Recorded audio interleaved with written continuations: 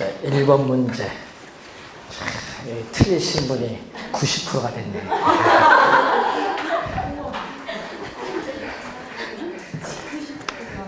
네, 시험 치신 분이 90%가 다 틀렸어.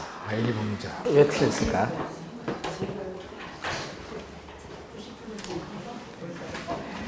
원래 시험 치면 1번부터 맞아 들어가야 되는 거 아닌가요?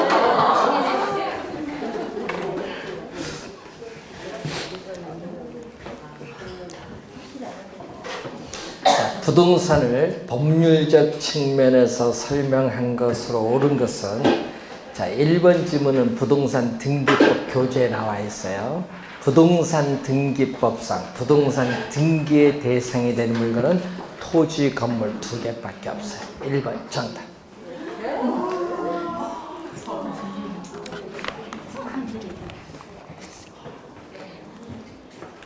등기법 공부 안 하셨나요? 1번 정답이지. 앞에 부동산 미출금 되잖아. 부동산이건 토지, 건물 2개밖에 없잖아요. 뭐 생각하셨는데? 뭐 선박, 항공기? 그건 부동산 아니에요. 부동산 했잖아. 앞에 부동산 등기에 대해서. 건물은 토지의 일부가 아니죠. 토지와 별개의 독립한 부동산으로 간주되는 독립정착물이에요. 토지 일부로 간주되는 종속정착물이 아니다. 토지 일부가 아닙니다. 토지와 별개의 독립한 부동산. 2번 틀렸고, 3번 임목 등기는 한구리 나무도 가능하다. 이런 한구리 나무는 등기할 수 없다. 수목 집단만 가능하지.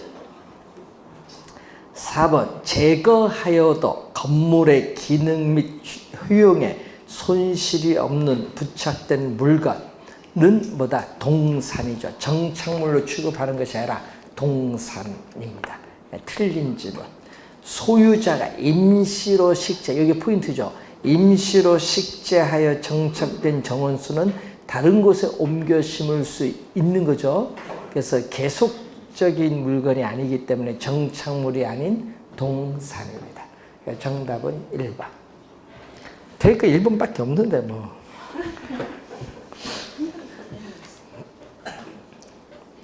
자, 이게 이제 10% 이하 맞았다고 합니다. 1번 문제가.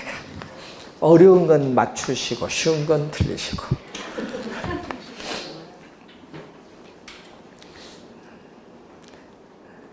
자, 2번 토지의 용어의 정의에 대한 설명으로 옳은 것은 용어입니다. 용어. 자, 이 농경지에서 택지로 변화 과정에 있는 토지. 농경지는 뭐죠? 전답이죠. 전답. 전답이 택지로 가는 것은 뭐죠? 후보지죠. 후보지. 자, 여러분 용도적 지역. 토지가 실제로 용도에 따라 지역을 분류할 때, 여러분이 배울 때 우리 택지 지역이 있고 뭐가 있다? 농지 지역. 여러분 택지 지역, 택지나 뭐 농지나 임지 이런 건 감정평가상의 용어인데, 농지 지역에 뭐가 있어요? 전, 답, 과수원이잖아요. 지목이 전답 과수원입니다. 그래서 전지지역, 답지지역, 과수원지역인데, 그러면 이 농경지는 뭐 전답이잖아요. 전답이 뭘로 간다? 택지로 간다. 이 용도적 지역이 전환되는 거죠. 그래서 농경지인 전답 등이 뭘로? 우리는 건축할 수 있는 택지로 전환 중에 있는 토지를 뭐라고 하죠? 후보지. 1번은 후보지 개념이에요. 후보지 개념. 만약에 이렇게 가면 어떻게 돼요? 만약에 이런 형태, 예를 들어서 우리가 과수원이 뭘로 간다? 전으로 간다. 이렇게 되면 요건 뭐가 돼? 요것은 이행지야. 이 농지 지역 내에서 과수원이 전으로 바뀌는 건 이행지 개념. 이 동일 용도적 지역 내에서는 이행지입니다. 후보지 이행지 개념. 올해 중요한데 꼭 구분하셔야 돼요. 올해 중요합니다. 자, 2번 하나의 지번이 붙는 토지의 등록 단위. 또는 부동산 등기법상 등기의 한 단위를 필지라고 하죠. 필지. 획지가 아닌 필지입니다. 세 번째, 공지는 건축법상에 건축할 수 있는 토지인 대지에서 건축물의 바닥 면적입니다. 이런 바닥 면적이 합계 연면적이 아니라 그냥 바닥 면적을 제외한 부분. 연면적이 아닌 바닥 면적. 그러니까 틀린 지문. 자, 4번 정답.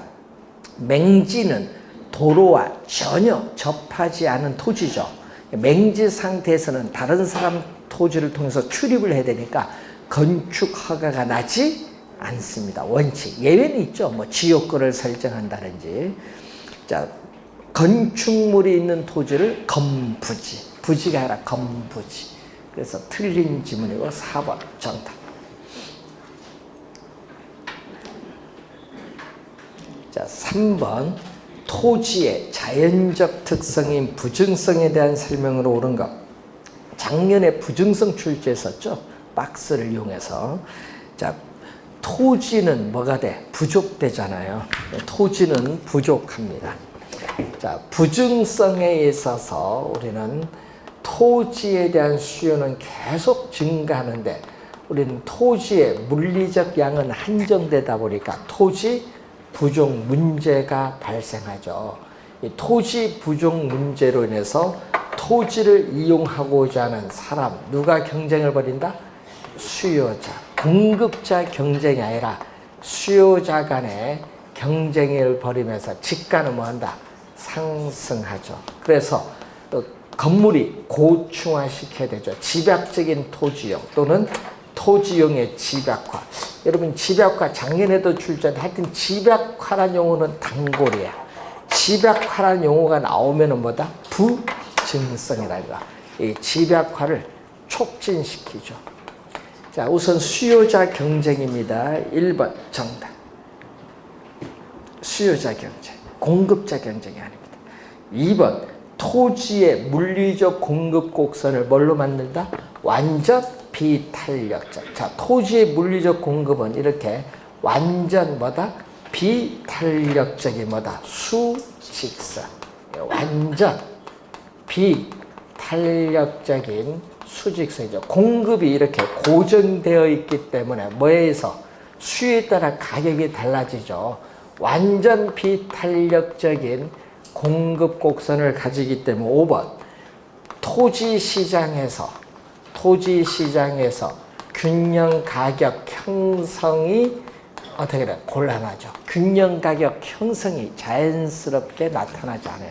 곤란하다. 그래서 감정 평가사에서 인위적으로 가격을 구할 필요가 있다. 5번 틀렸죠. 2번, 5번 설명했어요. 3번 토지는 유한하기 때문에 정부의 토지 시장에 대한 개입의 명분을 약화해라 강화시키면서 뭐죠? 토지 공개념의 근거가 되죠. 3번 틀렸고 택지 조성과 수면 매립 등을 통해 토지의 절대적 양은 증가시킬 수 있다. 이러면 토지의 절대량은 불변이야. 여러분 토지의 절대적 양은 불변. 증가시킬 수 있으면 안 돼. 토지의 절대적 양은 불변인데 뭐를 증가시킬 수 있어요? 토지의 절대적 양은 변화가 없지만 용도적 측면에서의 토지 양은 증가시킬 수 있는 겁니다. 그래서 틀린 지문이죠. 물리적인 절대량은 변화가 없고 이 경제적, 용도적 측면에서의 양은 증가시킬 수 있어요. 근데 문제는 물리적 양은 변화가 없기 때문에 부증성의 예외가 될 수는 없다. 틀린 지문이 되겠습니다. 정답은 1번. 여러분 물리적 공급, 경제적 공급은 지문에 많이 나와요. 그래서 잘 공부 좀 해두셔야 되겠습니다. 자, 4번 부동산의 수요와 공급에 관한 설명으로 틀린 것은 자 1번 가격 이외에 다른 수요 결정 요인, 예를 들면 인구나 선호, 변할 경우에는 수요 곡선 상이 나오면 안 되죠. 우리가 수요 곡선 상에서 이동하는 것은 뭐다? 수요 양의 변화잖아요. 그래서 항상 이 수요 곡선 상에서 이동하는 것은 뭐다? 수요 양의 변화. 그러니까 여러분은 항상 요걸 구분할 수 있나 요걸 보는 거죠. 1번은 수요량의 변화와 무슨 변화? 수요의 변화. 우선은 가격이 변하면은요. 자, 해당 상품의 가격이 변하면은 동일한 수요 곡선 상에서 이동해. 이 동일 우리가 수요 곡선 상에서 이동한다. 그래서 항상 이 상이 나오거든요. 수요, 요 량의 변화가 나오면 항상 뭐가 나온다? 상. 그러니까 지금 문제에서 동일 수요 곡선 상에서 이동하려면요. 해당 상품이 가격이 변하면서 수요량의 변화가 되는 거고 지금 가격인 변화가 없죠. 가격은 뭐다? 변화가 없는데 가격 이외에 다른 뭐죠? 수요 결정 요인들이 뭐 한다? 변하는 거예요. 가격은 변화가 없는데 가격 이외에 다른 수요 결정 요인이 변하면은 수요 곡선 우리가 자체가 이동하죠. 수요 곡선 자체가 이동하는 무슨 변화? 수요의 변화. 지금 이 문제는 무슨 문제? 요거죠, 요 지문. 요걸 설명하는 겁니다. 그래서 정답은 1번이 정답. 수요 곡선 자체가 이동합니다.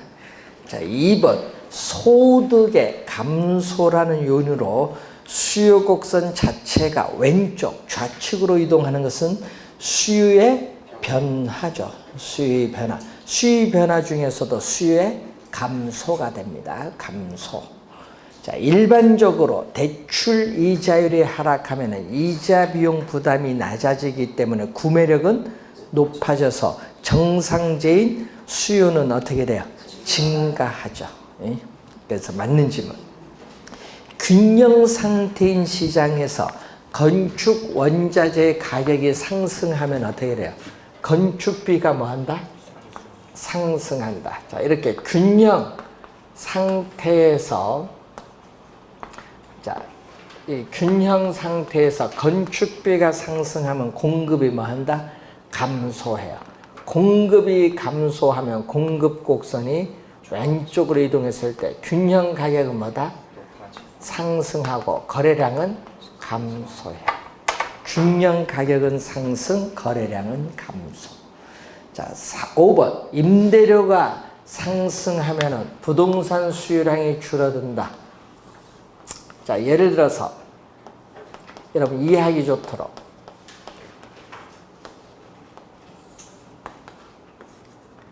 자, 커피 가격이 상승을 하면은 커피 수요량이 이렇게 대폭 줄어들죠, 지금. 자, 커피 가격이 상승하면은 홍차 가격은 대체 관계는 홍차 가격은 상대적으로 싸니까 소비자는 싼 홍차 소비를 늘리죠. 뭐를 줄이면서? 커피 소비를 줄이면서 홍차 소비를 늘려요. 이것은 무슨 효과? 대체 효과. 그리고 커피 가격이 오르면 실질 소득이 어떻게 돼요? 우리가 하락을 하죠. 실질 소득이 하락하면서 커피 소비가 줄어드는 것은 무슨 효과? 소득 효과. 그래서 커피 가격이 오르면 수요량이 줄어드는데 이것은 대체 효과와 소득 효과로 설명할 수 있다. 그래서 5번 맞는 질문. 자, 여러분 올해 시험에 항상 주의할 때는 수요량의 변화, 수요 변화 이 구분 반드시 할 줄 아셔야 돼요. 올해 중요합니다. 자, 5번 문제로 갑니다. 부동산 공급에 대한 설명으로 옳은 것은 부동산의 공급 곡선은 일반적으로 뭐한다? 우하향한다니까 틀렸죠. 우상향, 오른쪽 위를 향하는 곡선 우상향합니다. 가격과 공급량은 뭐한다? 비례한다. 무슨 법칙? 공급의 법칙. 2번은 공급의 법칙을 모르죠. 자, 분석하고 있는 변수인 가격을 제외한 다른 요인들은 변화가 없을 때 가격이 오른다. 여러분 생산자 입장에서 시장에서 상품 가격이 오르면 비싸죠. 그럼 수익성이 높아져요. 수익성이 높아지기 때문에 공급량을 뭐한다? 증가시켜요. 예? 그래서 이렇게 화살표가 같은 방향으로 가요. 예? 그리고 가격이 싸다. 여러분 시장에서 가격이 싸면 생산자 입장에서는 손해잖아요. 싸면은 이전보다. 그럼 이전보다 공급을 뭐 한다? 줄여요. 이렇게 가격과 공급량 사이가 같은 방향으로 변동하면 뭐다? 플러스. 플러스 양의 관계를 뭐라고 하죠? 비례의 관계라고 하죠. 플러스를 비례. 플러스. 그래서 비례도 나왔죠? 맞는 진호. 2번 정답.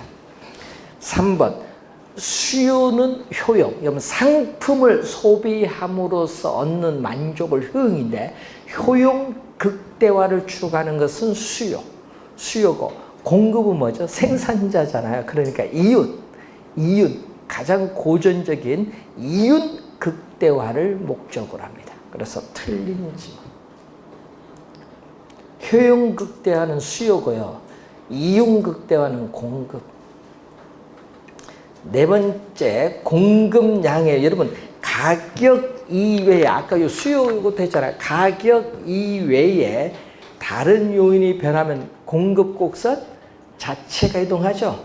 공급 곡선 자체가 이동하는 걸 무슨 변화? 공급의 변화예요. 그래서 또 5번도 우리가 4번은 무슨 변화죠? 공급의 변화의 설명. 4번은 공급의 변화. 공급량의 변화가 아니라 무슨 변화? 공급의 변화. 5번 대상 부동산의 가격. 여러분 가격이 변했거든요. 대상 부동산의 가격 변화는 공급 곡선 자체를 이동시킨 것이 아니라 공급 곡선 상에서 이동. 요건 5번은 무슨 변화? 공급량의 변화. 5번은 공급량의 변화. 그래서 우선 가격이 변하는 거죠. 가격. 대상 부동산의 가격이 변하면은 동일한 공급 곡선 또 뭐다? 상에서 이동한다.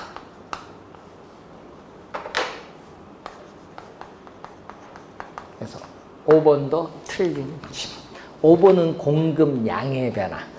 그 4번은 뭐다? 공급의 변화. 가격 이외에 다른 요인이 변하면은 공급 곡선 자체가 이동하는 공급의 변화. 자, 여러분 올해 시험에 수요량의 변화, 수요의 변화, 공급량의 변화, 공급의 변화 잘 기억을 좀 해두셔야 돼요. 올해 중요합니다. 자, 6번 문제로 갑니다. 아파트에 대한 수요와 공급의 탄력성에 관한 설명 중 틀린 것은 다른 변수는 불변이라고 가정을 하고 있습니다. 자, 수요, 여러분 1번 지문 있죠? 1번 지문 이런 것은 1번, 3번 지문은요. 올해도 출제가 예상되는 중요한 지문이거든요. 1번, 3번 지문은 출제가 많이 되는 지문입니다. 올해도 예상이 되는 부분이에요. 자, 6번에 1번 보시면은 공급의 가격 탄력성이 뭐 할수록 비탄력적. 자, 기울기가 급함. 이제는 기울기 급하면 비탄력적은 이제는 알죠. 대답도 없어요. 이제. 기울기가 급하면 비탄력적. 기울기가 완만하면 탄력적. 이제는 이 정도는 이제 알아야지. 근데 왜 그러냐면요. 이거 너무 암기만 하다 보니까 여러분 요즘 문제 푸는 거 보면 여러분 보면요. 암기만 하면 나중에 이게 지문을 착 바꿔버리면요. 또 못 풀어. 예. 그림을 못 그려도 그 말의 의미를 알면 돼요.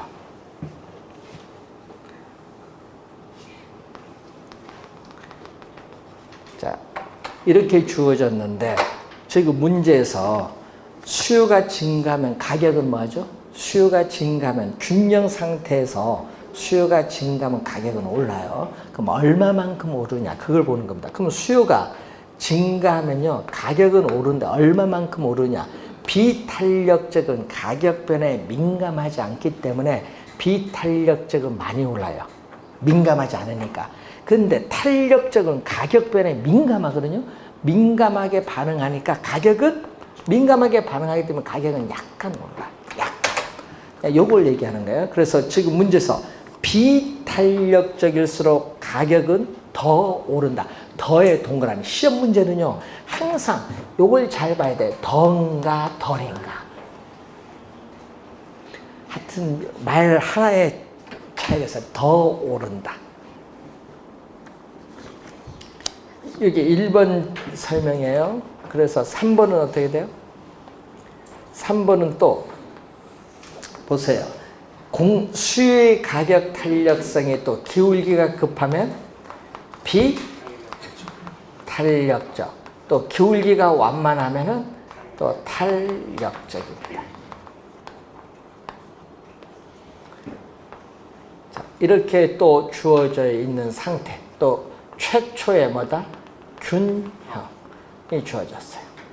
자, 요 상태에서 2번은 3번은 뭐다? 공급이 뭐 할 때? 감소. 공급의 감소. 저희들은 출제하면 올해 출제하면 그럼 공급이 증가로 출제해버립니다.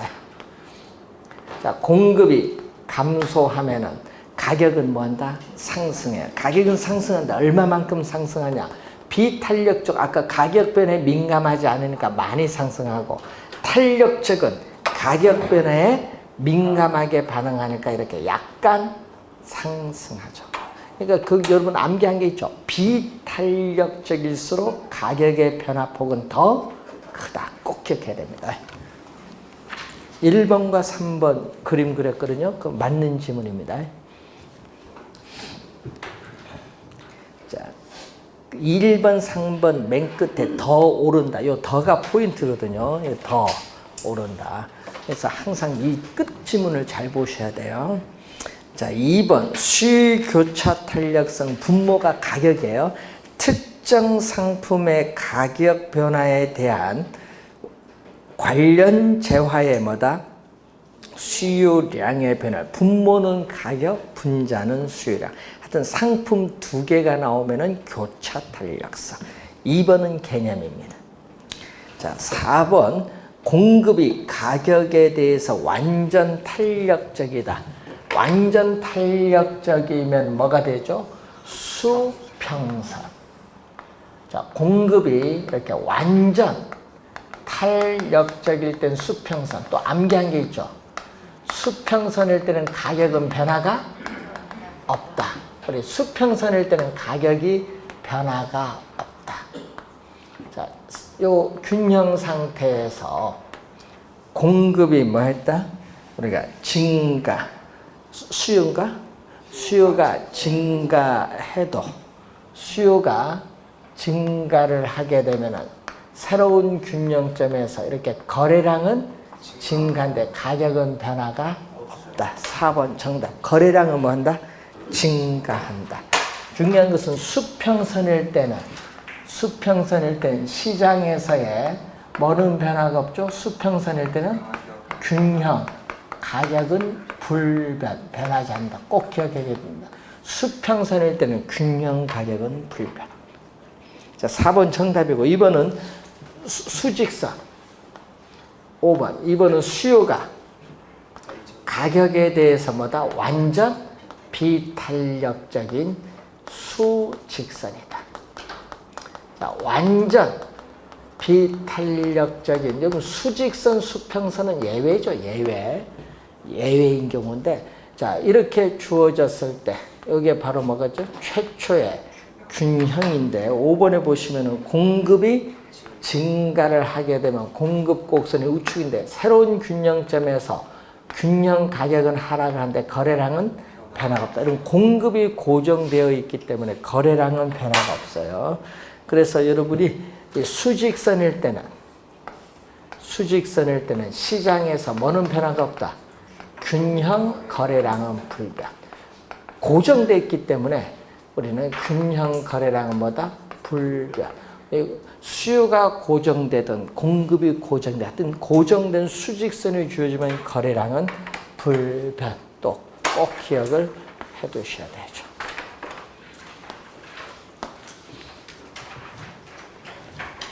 자, 4번이 정답이 되겠습니다. 자, 7번 문제 되겠습니다. 다음은 A 지역의 주택과 B 지역 주택에 대한 자료이다. A 지역, B 지역 주택 시장의 분석 내용 중 우리가 옳은 것을 이제 보는 거죠. 자, 7번에 기역을 보시면 어떻게 돼요? 자, A 지역 주택은 주택 가격. 자, 여러분이 수의 가격 탄력을 보면은 주택, 분모는 자극을 주는 가격이고 분자는 반응을 나타내는 수요량. 주택 가격 변화율에 대해서 주택에 대한 수요량의 변화율을 묻는데 주택 가격이 20% 상승을 했더니 수요량은 10% 감소했죠. 수요 법칙에 따라 감소하는데 2분의 1이네요. 2분의 1은 얼마? 0.5. 이건 수의 가격 탄력성은 음수가 아닙니다. 그래서 양의 값으로 나온 거예요.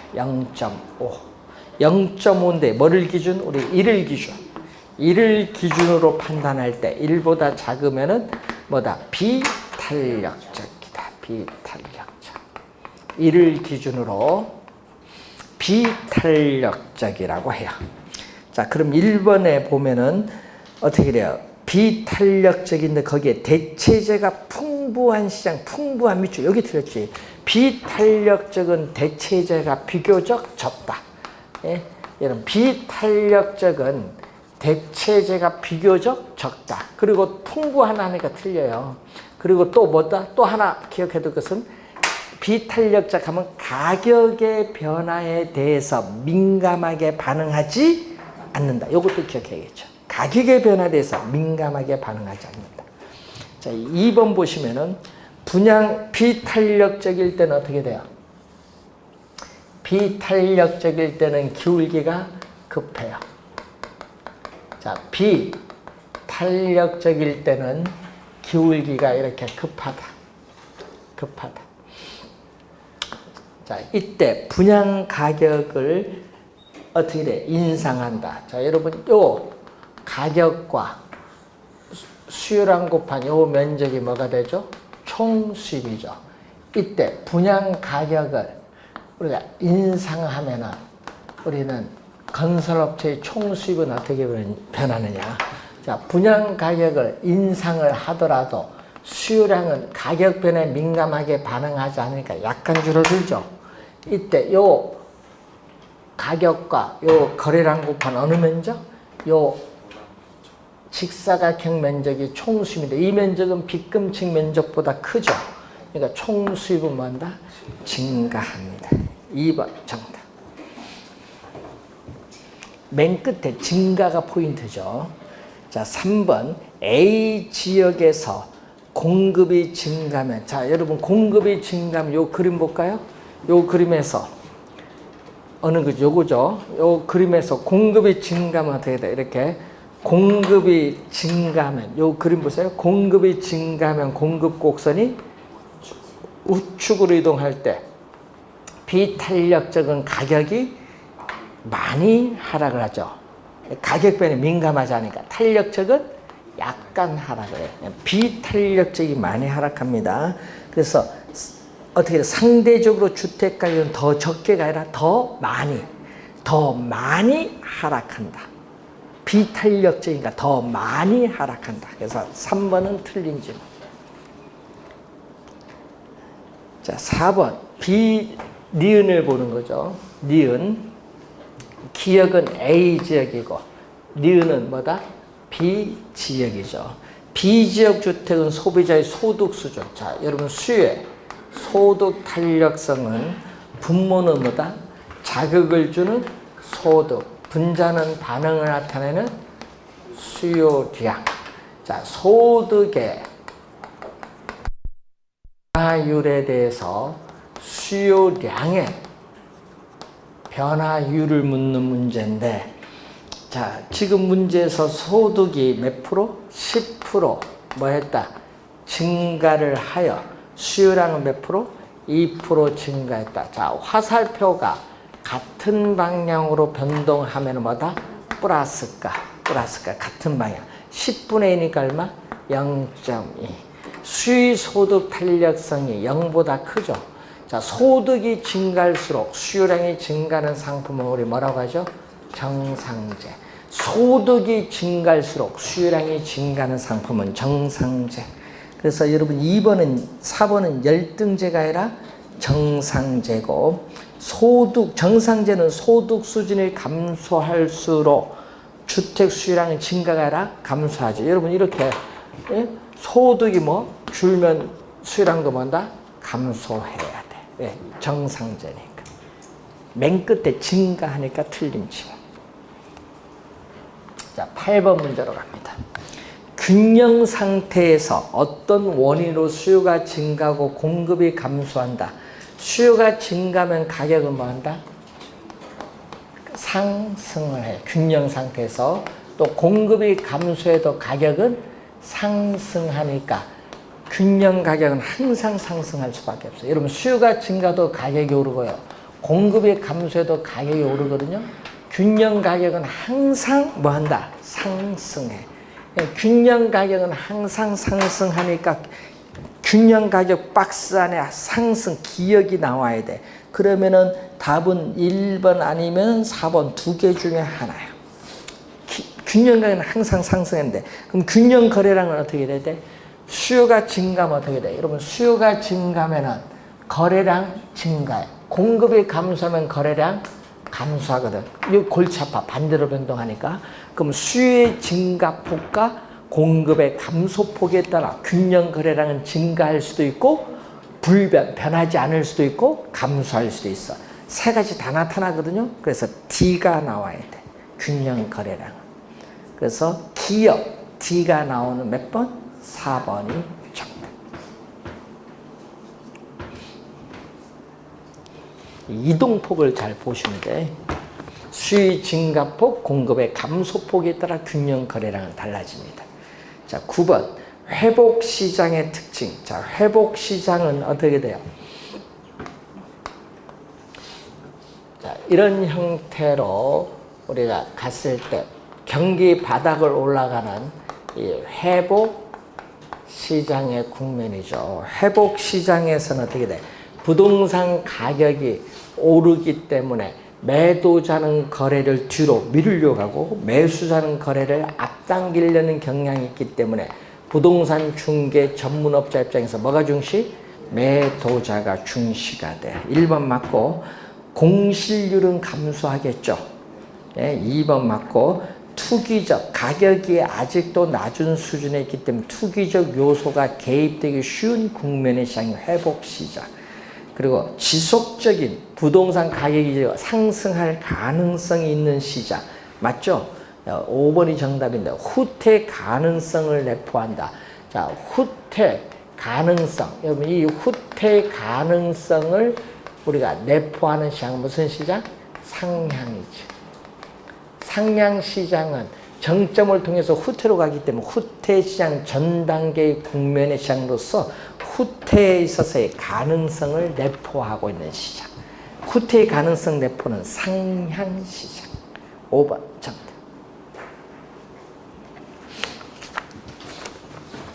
자, 회복시장에서는 어떻게 돼?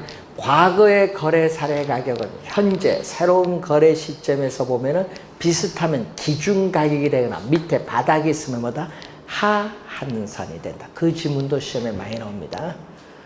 자, 10번 문제로 갑니다. 부동산 시장의 특성과 기능에 관한 설명 중 틀린 것은 부동산 시장은 수요와 공급 조절이 쉽지 않아 단기적으로 가격에 왜곡이 발생할 가능성이 높다. 1번 지문은 시험에 많이 나오는 지문인데 맞는 지문이고요.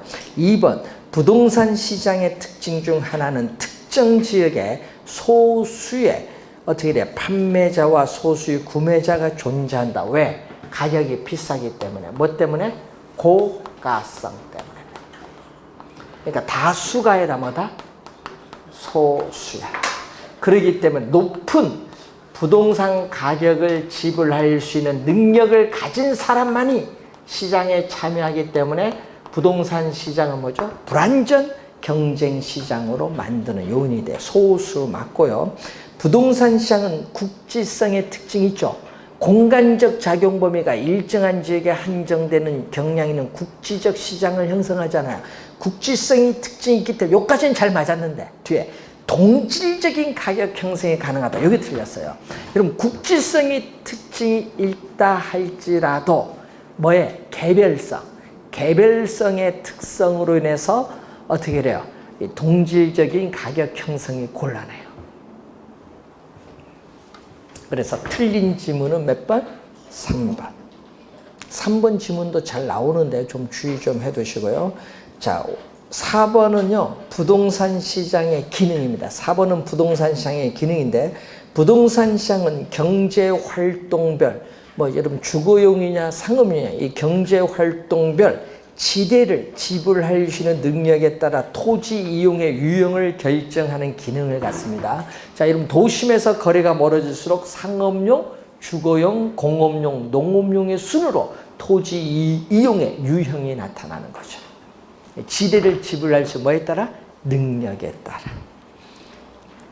5번 완전히 동질적인 아파트라 하더라도 아파트가 입지한 시장 지역이 달라지면은 서로 다른 가격이 형성될 수 있다. 월요일날 분양가 상한제 발표 날 때요. 발표 났는데 10월부터 한 단위 말이 나오는데 할지 안 할지도 몰라요. 법 만드는 게 쉬운 게 아니죠. 시행령이라는 게 좀 문제가 좀 있어요. 법에.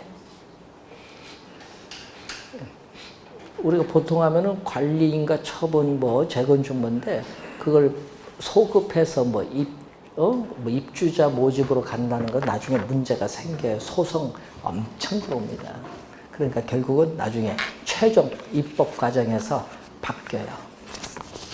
왜 바뀌냐면 재건축 초과이익 환수에 관한 법률과 충돌이 나타나. 재건축 부담금 부과죠. 그럼 미실현 이익에 대해서 부담금 내는 거죠. 분양가 상한제 또 미실현 이익은 어떻게 돼요? 또 아니다 이렇게 얘기하니까 재건축 부담금 미실현 이익이 부과되는 건 세금으로 관계없다 하고 재건축에 대해서는 분양가 상한제든 미실현 이익 관계없다 이렇게 하면 안 되지. 법은 어떻게 돼? 일관성이 있어야 돼. 일관성이 없으면 뭐가 돼? 위헌 판결이 나옵니다. 그러니까 분양가 상한제 공부할 필요 없어. 개론에서 나오지 법 조문 이런 건 안 나와. 여러분 지금 배우는 것만 나오지. 바퀴가 신경 쓸 필요 없어. 그 바퀴지도 못해. 막 질문 많이 하대. 시험 공부해야 되나 말이야. 그거 왜 공부해? 바퀴지도 안 할 건데. 신경 쓸 필요 없어요. 여러분 시험하고 아무런 관계 없어요. 자, 11번. 상업용 부동산의 상권 분석 방법에 관한 설명 중 틀린 것. 자, 거리 마찰계 수익값은 2라고 가정하고 있습니다. 중력 모형이죠. 자, 중력 모형은 레일리의 소매 인력의 법칙, 허프의 쇼핑센터를 방문해서 경험적으로 물건을 살 확률 이론이 있다. 1번 맞죠? 크리스탈의 중심지 이론은 재화의 도달 거리와 최소 요구치 관계를 설명하는 이론이고, 레일리의 소매 인력의 법칙은 중심지의 규모 큰가 작은가 규모에 따르는 상권의 경계선을 간편하게 구할 수가 있습니다. 허프의 확률 모형은 우리가 지역사회 내 다수의 쇼핑센터가 있는 경우 특정 쇼핑센터의 시장 점유율, 이용객 수, 매상고 계산에 활용되고 있다. 시장 점유율, 이용객 수, 매상고 계산에 활용되고 있습니다. 자, 허프의 모형은 어떻게 다수의 경쟁 점포가 있을 때고, 레일리는 어떻게 돼? 두 개의 중심지가 있을 때. 그러니까 다수의 경쟁 점포 간의 관계에 더 잘 설명해 주는 것은 누구 모형? 허프. 레일리는 몇 개? 두 개의 중심지 간을 설명합니다. 그래서 정답은 몇 번? 5번이 정답이 되겠죠.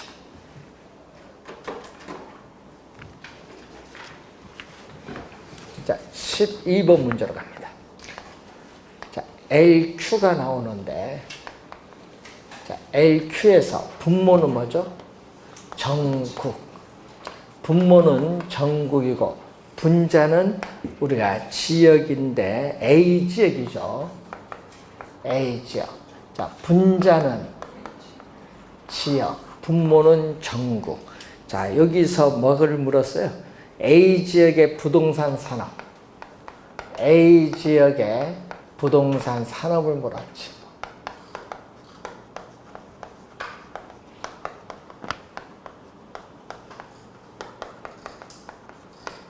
자, 전국. 여기는 전체 산업의 고용자 수. A 지역. 전체 산업의 고용자 수. 요 공식은 꼭 기억을 해야지. 문제에서 표가 나오면은 숫자 들어가야 되는데, 자, 표 끝에 전국, 맨 밑에 전체 했더니 얼마? 400. 숫자 전국 전체 400이고, 전국 부동산 산업. A 지역 전체, A 지역 부동산 산업. 전국 얼마? 400에 대해서 전국 부동산 산업 얼마? 250. 자, A 지역 두 번째 전체 얼마? 200. 부동산 얼마? 150. 5, 4, 50으로 분모 분자 나눠줍니다. 5, 4, 20, 5, 3, 15. 5, 8, 45, 25.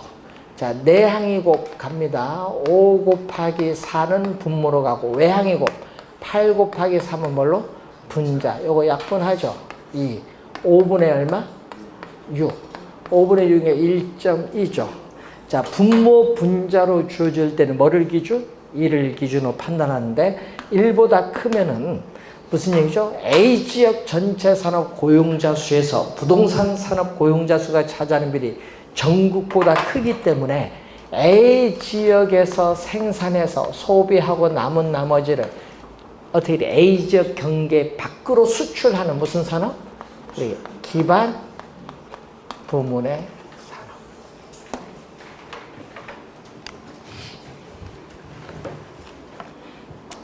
1번 정답이 되겠습니다. 자, 13번 문제부터 잠시 쉬고 시작하겠습니다.